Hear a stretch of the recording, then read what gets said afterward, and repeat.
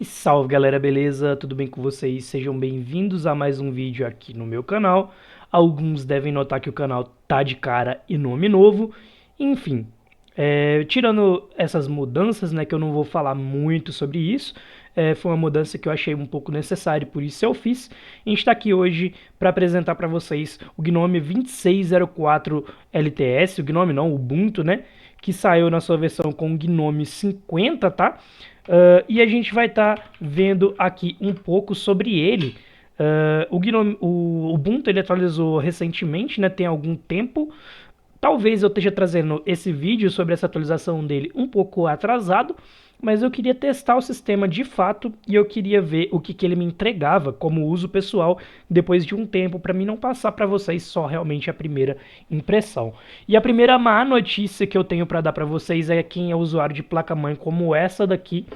Não sei se eu estou conseguindo mostrar muito bem para vocês, tá? Mas é uma Husky Nexus B550 ou a A520 ou até mesmo a Pichau, né? A B550 que é igual a essa Husky aqui, se eu não me engano aquela Pichau Cronos e ela usam o mesmo projeto, tá?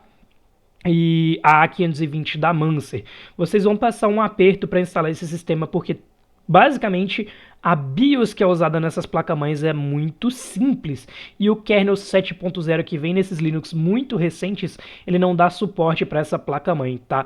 Você não consegue instalar porque por alguma configuração mal feita na BIOS, o gerenciador de instalação do sistema com o kernel 7.0 não consegue escrever o gerenciador de inicialização na placa-mãe, tá? E aí dá erro no final da instalação e você não consegue utilizar o sistema, tá? O Linux mais antigos como o Zorin OS, como o Debian, como o Linux Mint, eles vão funcionar sem problema, mas você fica limitado a um kernel um pouco mais antigo, tá? Não que isso seja exatamente um problema, pelo menos você vai ter estabilidade, mas tem gente que gosta dos kernels sempre mais recentes.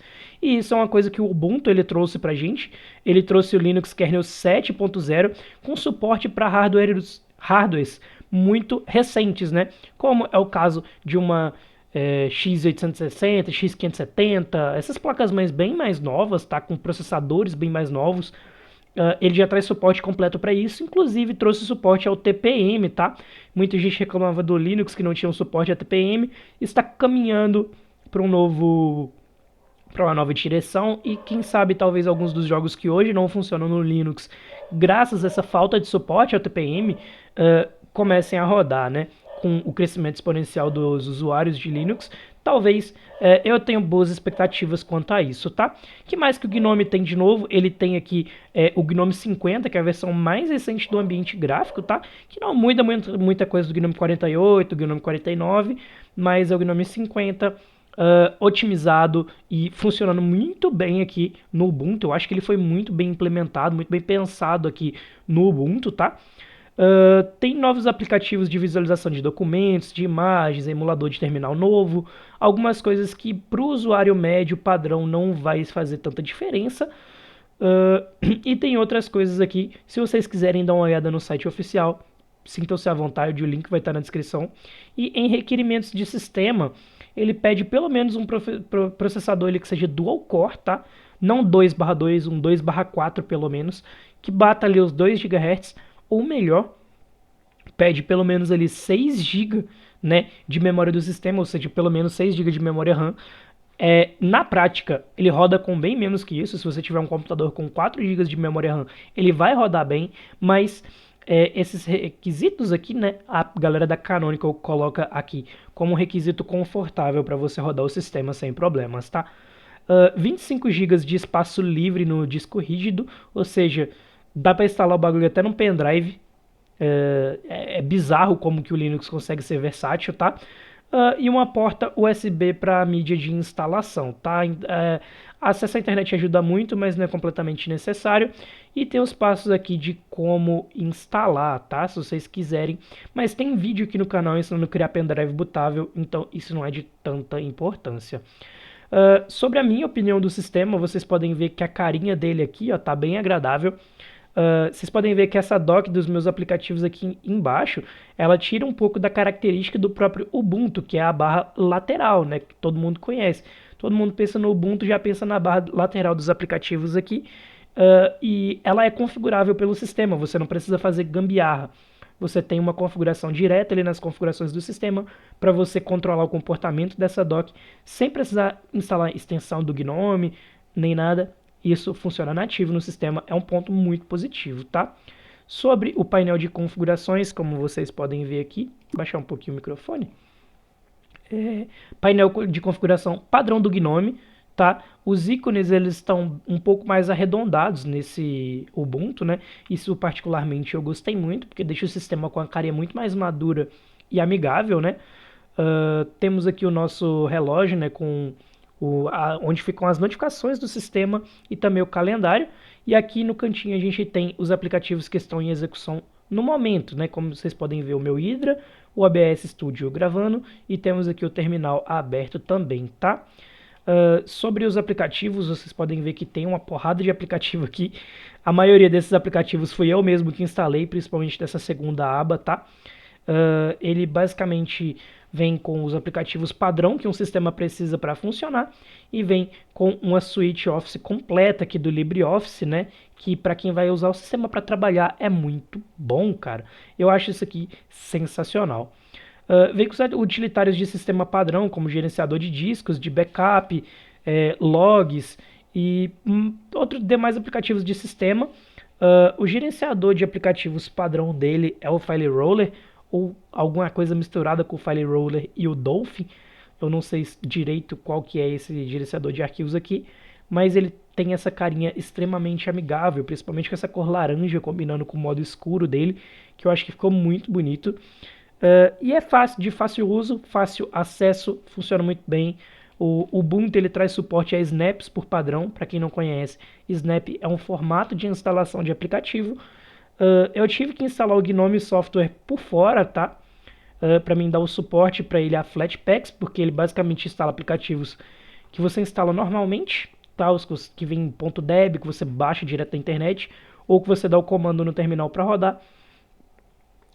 E os snaps, por padrão, ele não vem com Flatpak, então se você quiser usar Flatpak, você vai ter que ativar o suporte manualmente, não que seja muito difícil, tá?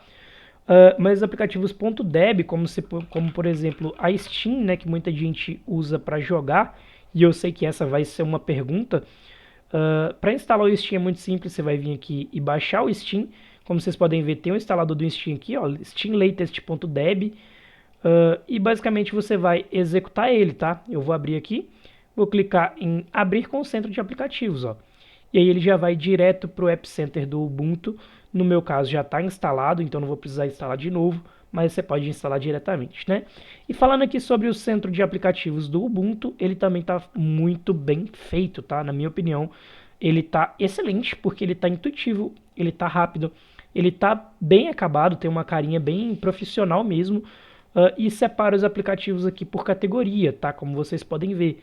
Destaque, produtividade, desenvolvimento, jogos, explorar aplicativos aleatórios e basicamente tudo que você precisar vai ter aqui, tá bom? É uma loja bem completa, como ele coloca aqui, ó, Snaps em destaque, tá? Que você pode instalar aplicativos em formato Snap diretamente por essa loja sem precisar configurar nada, tá? Então aqui ele vai ter os nativos do sistema e os Snaps, tá?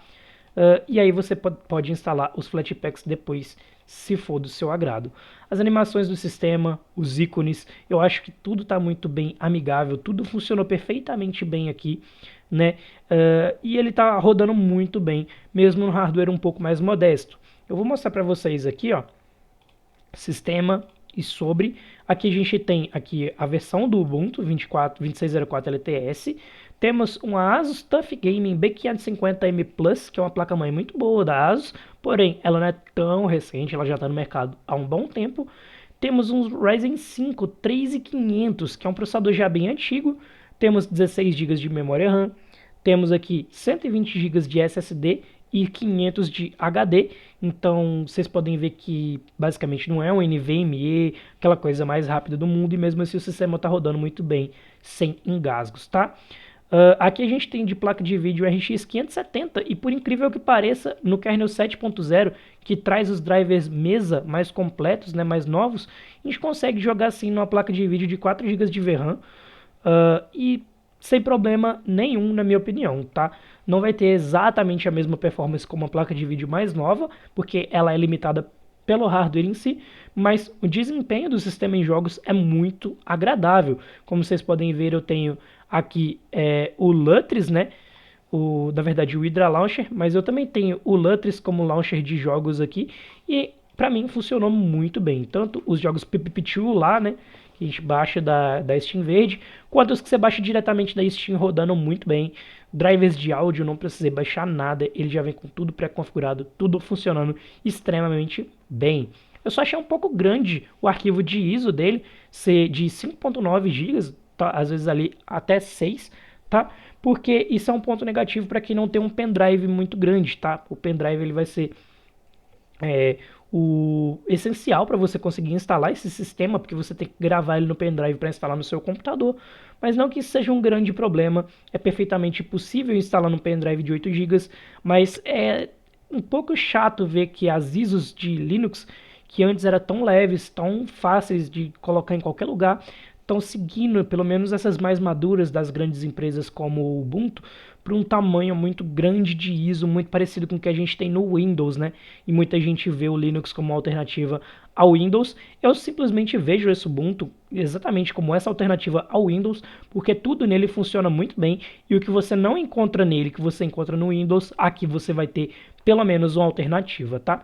Eu super recomendo que vocês testem esse Ubuntu, ele tá excelente, principalmente para quem está começando no Linux, tá? Ele tá com uma carinha muito amigável para quem está começando, e eu super recomendo para você substituir ali o seu Windows, que já não está mais ficando legal no seu computador. É legal pensar em substituir ele pelo Ubuntu 26.04 LTS.